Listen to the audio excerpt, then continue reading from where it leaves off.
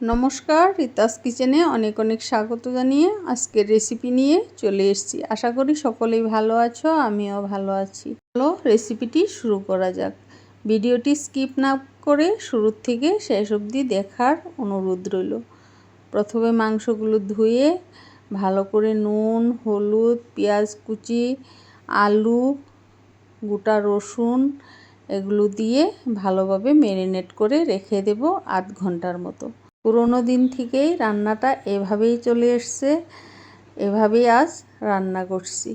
নতুন নিয়ম অবলম্বন করিনি আজ, সম্পূর্ণ পুরোনো নিয়মেই আজ আমি মাংসটা রান্না করব। দিয়ে দিচ্ছি সামান্য জিরে গুঁড়ো, ধনে গুঁড়ো। এবার ম্যারিনেট করে ঢেকে রেখে দেব আধ ঘন্টার মতো। ফিরে এলাম আধ ঘন্টা পর। কড়াতে সাদা তেল দিয়ে দিলাম 3 টেবিল স্পুন।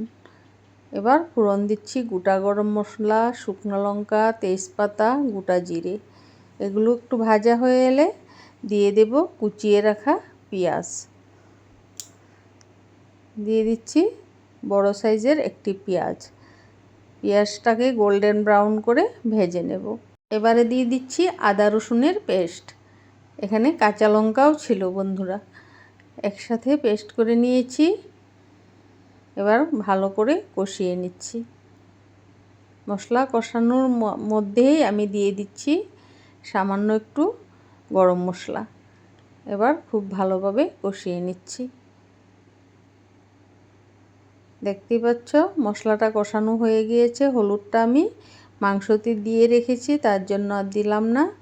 এবার ম্যারিনেট করা মাংসটা দিয়ে দিচ্ছি, দিয়ে একটু নেড়ে চেড়ে তারপর 30 মিনিটের মতো ঢেকে রেখে দেব। এবারে ঢেকে দেব। প্রায় 30 মিনিট পর আমি ফিরে এলাম।